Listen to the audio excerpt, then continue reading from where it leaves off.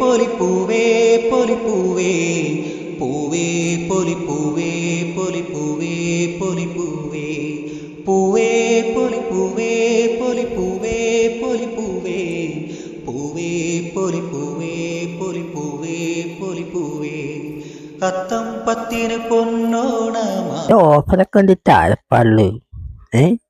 അല്ല ഇതിൽ വളരെ വിലക്കുറവാണ് പറയുന്നത്.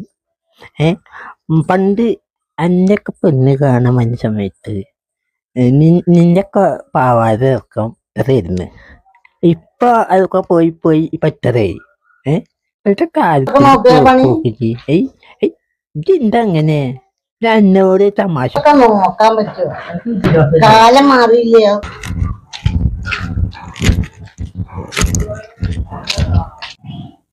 എന്താ സത്യ നീ അങ്ങനെ തിരക്കിട്ട് പായണം കൂടെ വന്നേ.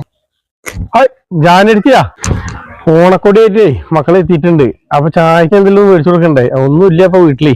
ഞാനൊന്ന് അർജന്റായിട്ട് പോവാ, അതുകൊണ്ടാട്ടാ എന്നെ അടിച്ചേ. അല്ല ഞാനെടുത്തേ, ഇപ്രാവശ്യം ഓണത്തിന് കുട്ടികളൊന്നും വരുന്നില്ലേ? ഒന്നും പറയണ സത്യ ഒരു കാര്യമില്ല. എന്നെ കൂടി വിഷമിക്കല്ലേ ഞാനു.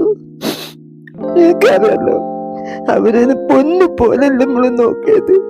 ഈ ഓണായിട്ട് ഒന്ന് വിളിക്കുകയും ചെയ്തിട്ടുണ്ട് നമ്മളെ മക്കള്. അതൊക്കെ കൊണ്ട്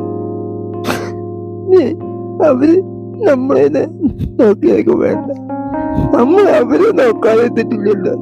അത് മതി. നീ പോയിട്ട് കടയിൽ പോയിട്ട് വരാം, എന്തെങ്കിലും മേടിക്കാം.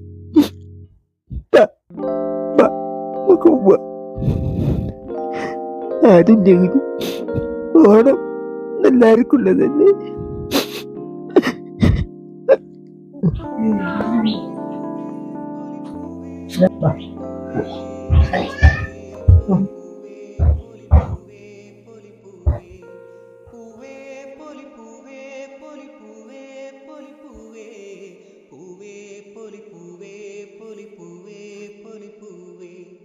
അത്തം പത്തിന് പൊന്നോണമായി. നല്ല മഴക്കാരൊക്കെ ഉണ്ട്. മഴ പെയ്യോടെ.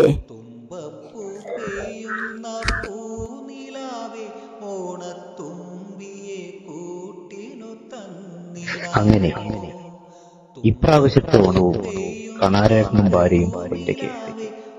അടുത്ത വർഷമെങ്കിലും അവർക്ക് മക്കളുടെ കൂടെ ഇരുന്ന് ഓണമുണ്ണാനുള്ളൊരു ഭാഗ്യം ഉണ്ടാവട്ടെ.